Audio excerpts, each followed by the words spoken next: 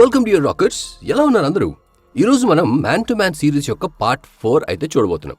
ఒకవేళ మీరు first 3 parts చూడనట్లయితే links description లో ఉంటాయి, వెళ్ళి చూసేయండి. అప్పుడే మీకు స్టోరీ బాగా అర్థమవుతుంది. లాస్ట్ పార్ట్ ఎండింగ్ లో మనం పార్క్ శామ్ యొక్క ఏజెంట్ ని ఇరిటేట్ చేయడానికి బెల్లాతో కాస్త రొమాంటిక్ గా బిహేవ్ చేయడం చూసాం. ఇక ఈ పార్ట్ స్టార్టింగ్ లో బెల్లాని నూడిల్స్ తినడానికి తీసుకెళ్తాడు. అంత చలిలో అందరూ వేడివేడి నూడిల్స్ తింటుంటే పాపం ఏజెంట్ మాత్రం బయట నుండి చూస్తూ ఉంటాడు. తర్వాత బెల్లా నూడిల్స్ తింటున్నప్పుడు తన హెయిర్ ఇబ్బందిగా ఉండడంతో పార్క్ తన జుట్టుని సరిచేస్తాడు.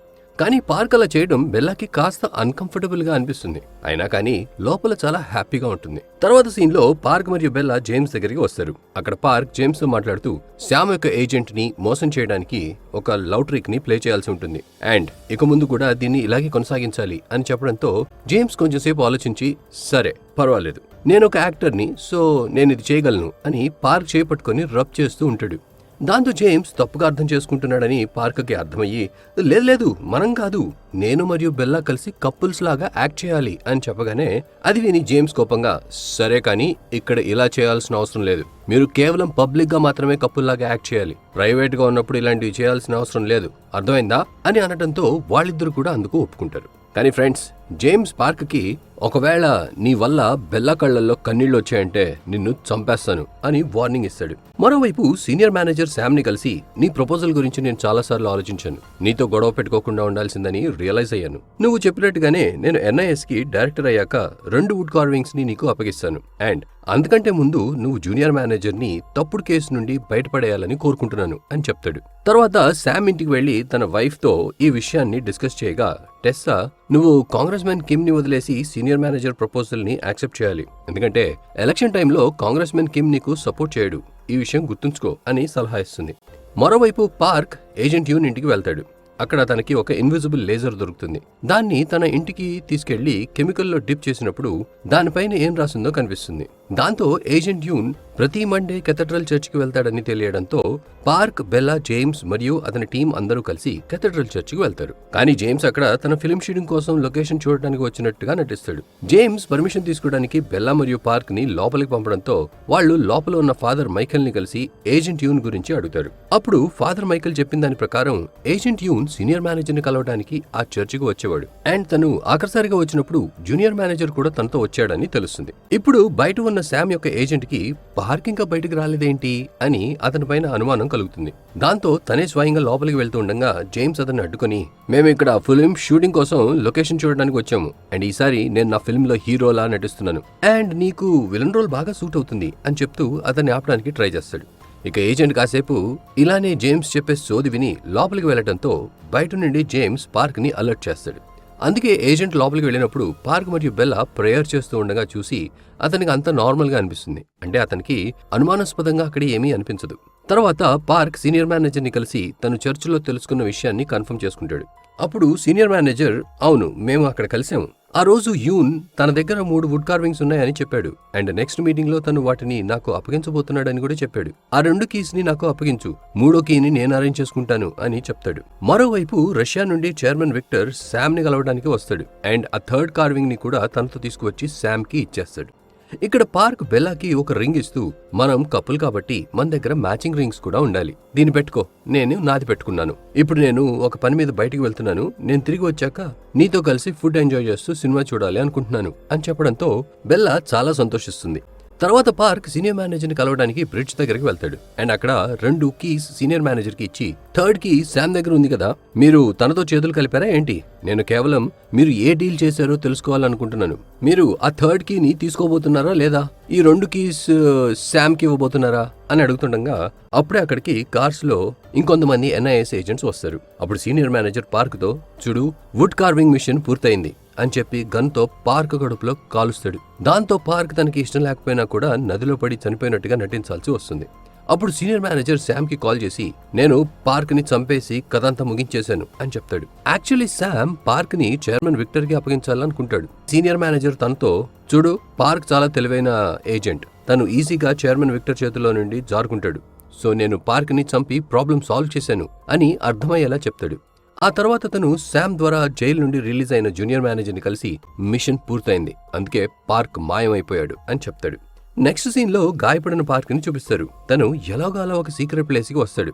అయితే ఆ ప్లేస్ లోనే తన బ్యాడ్ ఏజెంట్ ని బంధించుంచుతాడు. అతను పార్క్ కడుపులో నుండి బుల్లెట్ ని తీసేసి గాయమైన చోట కట్టు కడతాడు. ఇక్కడి నుండి పార్క్ నేరుగా తన ఇంటికి వెళ్ళగా ఆల్రెడీ అక్కడ తన కోసం బెల్లా వెయిట్ చేస్తూ ఉంటుంది. ఎందుకంటే అతను కాల్ అటెండ్ చేయకపోవడంతో బెల్లా చాలా టెన్షన్ పడుతుంది అండ్ పార్క్ కి చాలా జ్వరంగా ఉండటం గమనించి హాస్పిటల్ కి వెళ్ళాలి అంటుంది. కానీ పార్క్ ఇప్పుడు కాదు అని నిరాకరించడంతో బెల్లా తనని ఇంట్లోనే ఉంచి జాగ్రత్తగా చూసుకుంటూ ఉంటుంది.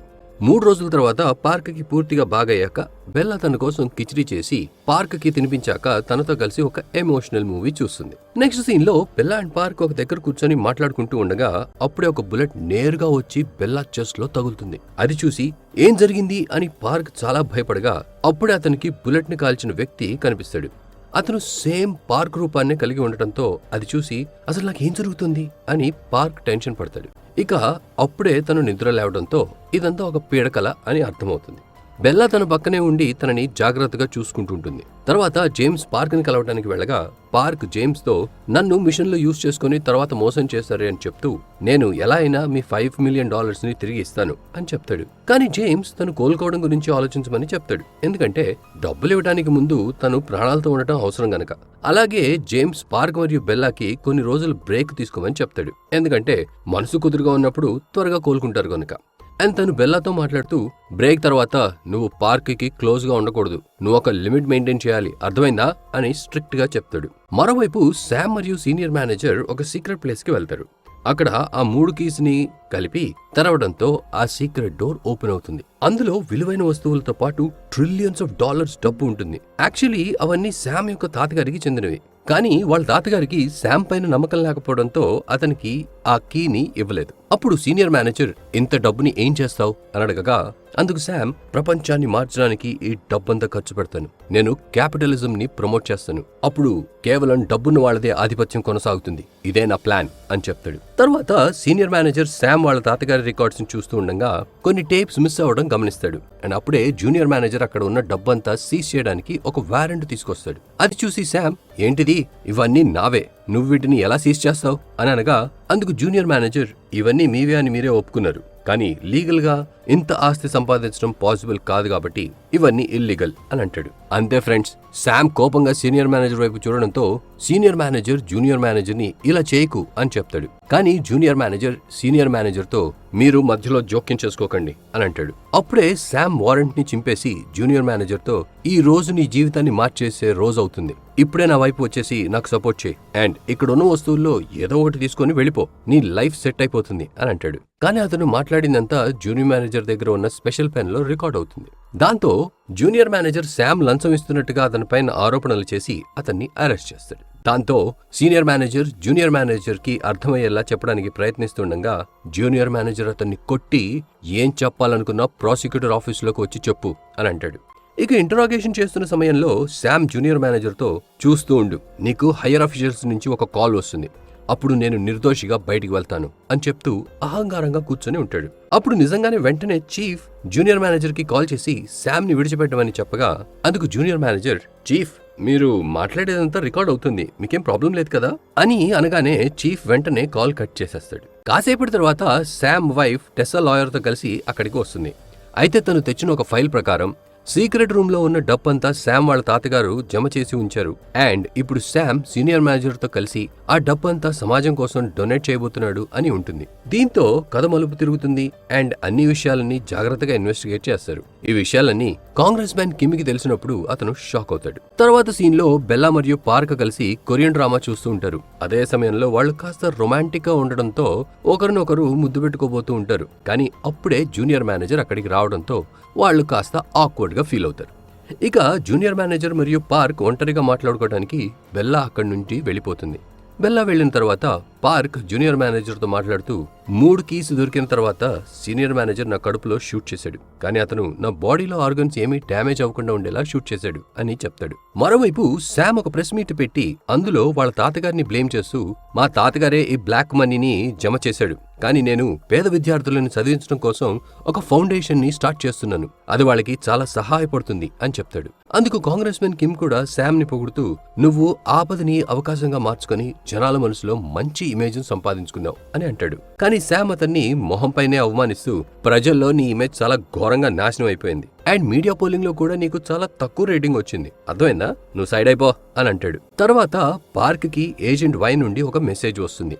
ఏజెంట్ వై అంటే ఏజెంట్ యూన్. కానీ విషయం ఏంటంటే అతను ఆల్రెడీ చనిపోయాడు. ఆ మెసేజ్ లో మిస్సింగ్ టేప్ ని వెతుకు, అందులో కాంగ్రెస్ మెన్ కిమ్ యొక్క 400 BC సాక్ష్యం ఉంది అని రాసి ఉంటుంది. అందుకే తర్వాత రోజు పార్క్ జూనియర్ మేనేజర్ తో కలిసి ప్రాసిక్యూటర్ లా మారి శామ్ యొక్క సీక్రెట్ రూమ్ లోకి వెళ్తాడు. అక్కడ తనకి చర్చ్ ఫాదర్ మైకేల్ చెప్పిన మాటలు గుర్తొచ్చి అక్కడున్న పెయింటింగ్స్ లో నుండి ఒక హోలీ పెయింటింగ్ ని సైడ్ నుండి కట్ చేయగా దాని లోపల శామ్ యొక్క ఆఫీస్ లోని 58th ఫ్లోర్ యొక్క బ్లూ ప్రింట్ ఉంటుంది. అండ్ అందులో ఒక ప్లేస్ లో ఆ 3 కీస్ యొక్క స్కెచ్ కూడా ఉండడంతో పార్క్ కి ఇందులో ఏదో పెద్ద రహస్యమే దాగి ఉంది అని అర్థమవుతుంది. తర్వాత సీన్ లో శామ్ తన ఆఫీస్ కి వెళ్ళగా పార్క్ తన చైర్లో కూర్చొని నవ్వుతూ ఉండటం చూసి షాక్ అవుతాడు. పార్క్ శామ్ తో, సీనియర్ మేనేజర్ నిన్ను మోసం చేశాడు, ఈ విషయం నీకు ఇప్పటికే అర్థమై ఉండాలి. చూడు, నేను నిన్ను చంపడానికి ఇక్కడికి రాలేదు, నేను నీతో చేతులు కలపడానికి వచ్చాను. అప్పుడు మన ఇద్దరం కలిసి ఆ మిస్సింగ్ టేప్ ని వెతకచ్చు అని అంటాడు. కానీ ఫ్రెండ్స్, శామ్ చాలా అమాయకుడిలా బిహేవ్ చేస్తాడు. ఎందుకంటే తనకి ఇకపైన ఇబ్బందుల్లో పడటం ఇష్టం లేదు. శామ్ పార్క్తో మా తాతగారు చేసిన తప్పులన్నీ సరిదిద్దుకోవడం కోసం NIS కి సహకరిస్తున్నాను, అది తప్పితే నాకింకేమీ తెలియదు అని చెప్తాడు. దాంతో పార్క్ అక్కడి నుంచి వెళ్ళిపోతాడు. కానీ శామ్ సీనియర్ మేనేజర్ని పిలిచి అతని పైన కోపంగా అరుస్తాడు. ఎందుకంటే పార్క్ చనిపోయాడని చెప్పింది సీనియర్ మేనేజరే గనక. కానీ ఇక్కడ పార్క్ ఏమో సేఫ్ గా జేమ్స్ యొక్క బాడీ గార్డ్ లా తిరుగుతున్నాడు. అది విని సీనియర్ మేనేజర్ పార్క్ దగ్గరకు వెళ్లి, నేను నిన్ను ప్రాణాలతో వదిలేసింది నువ్వు తిరిగి రావడానికి కాదు, అర్థమైందా అని అనగా అప్పుడు పార్క్ అసలు సీనియర్ మేనేజర్ ఎవరో తనకి తెలియనట్టు నటిస్తూ, మీరు ఏ మిషన్ గురించి మాట్లాడుతున్నారు, అసలు NIS అంటే ఏంటి, నాకేం తెలీదు, నేను కేవలం ఒక నార్మల్ బాడీ గార్డ్ని అని అనడంతో సీనియర్ మేనేజర్ కి కోపం వచ్చి అక్కడి నుంచి వెళ్ళిపోతాడు. మరోవైపు జూనియర్ మేనేజర్ గోల్డ్ ఫింగర్ తో మాట్లాడుతూ కాంగ్రెస్ మెన్ కిమ్ ఎలా తనని ఏజెంట్ యూన్ హత్య కేసులో ఇరికించాడో అన్ని నిజాలు చెప్తాడు. దాంతో గోల్డ్ ఫింగర్ మనసులో కాంగ్రెస్ మెన్ కిమ్ కి ఉన్న మంచి పేరు తొలగిపోతుంది. ఇప్పుడు నేను ఎట్టి పరిస్థితులను కాంగ్రెస్ మెన్ కిమ్ నాశనం అవడం చూడాలి అనుకుంటాడు. ఇక్కడ పార్క్ మరోసారి శామ్ ని కలిసి సీనియర్ మేనేజర్ తో మాట్లాడిన విషయాలు చెప్తూ, చూడు, నేను ఇప్పటికీ కూడా బ్రతికే ఉన్నాను అండ్ ఆ సీనియర్ మేనేజర్ NIS ని వదిలి నీకు ఎప్పుడూ సపోర్ట్ చేయడు, కాబట్టి నాతో చేతులు కలుపు అని అంటాడు. కానీ శామ్ కి పార్క్ మీద నమ్మకం ఉండదు. తర్వాత పార్క్ మళ్ళీ ఫాదర్ మైకేల్ ని కలవడానికి చర్చికి వెళ్తాడు. కానీ అక్కడ ఫాదర్ కనిపించడు. కానీ బ్రెయిల్ లిపిలో ఒక లెటర్ ని రాసి ఉంచుతాడు, ఎందుకంటే అతను గుడ్డివాడైపోతాడు కాబట్టి. ఆ లెటర్ లో, నాకు తెలిసిందంతా నీకు చెప్పేశాను, ఇప్పుడు నేను నీకు ఒక్కటే చెప్పాలనుకుంటున్నాను, ఏ విషయాల వల్ల అయితే ఏజెంట్ యూన్ ప్రాణాలు కోల్పోయాడో ఆ విషయాల్లో నువ్వు తలదొచ్చుకో, ఎందుకంటే అది ఎంత ప్రమాదమో నీకు తెలియదు కాబట్టి ఎవ్వరిని కూడా నమ్మకు అని రాసి ఉంటుంది. తర్వాత మనం కాంగ్రెస్ మెన్ కిమ్ శామ్ యొక్క ఫైనాన్స్ డైరెక్టర్ ని కిడ్నాప్ చేసి ఆ టేప్స్ గురించి అడగడం చూస్తాం. అప్పుడు ఆ డైరెక్టర్, నేను కేవలం శామ్ వాళ్ళ తాతగారు ఫ్రెండ్స్ మేనేజ్ చేసేవాడిని, నాకు ఆ టేప్స్ గురించి ఏమీ తెలీదు అని చెప్పగా కాంగ్రెస్ మెన్ కిమ్, నువ్వు మిలియన్స్ ఆఫ్ డాలర్స్ ని ఎక్కొట్టావు, నువ్వు కేవలం శామ్ ని ఇందులో ఇరికించు చాలు, దాంతో అతని పరువు పోతుంది అని అంటాడు. శామ్ తన ఫైనాన్స్ మేనేజర్ కిడ్నాప్ అయ్యాడన్న విషయం తెలుసుకోగానే సీనియర్ మేనేజర్ తో, నువ్వు ఏం చేస్తావో చెయ్యి, కానీ ఎట్టి పరిస్థితులైనా నా ఫైనాన్స్ డైరెక్టర్ ని తీసుకురా అని చెప్తాడు. కానీ సీనియర్ మేనేజర్ ఆ పని చేయగలడో లేదో అని నమ్మకం లేకపోవడంతో శామ్ పార్క్ కి కాల్ చేసి సహాయం కోరగా పార్క్ సహాయం చేయడానికి బదులుగా $5 మిలియన్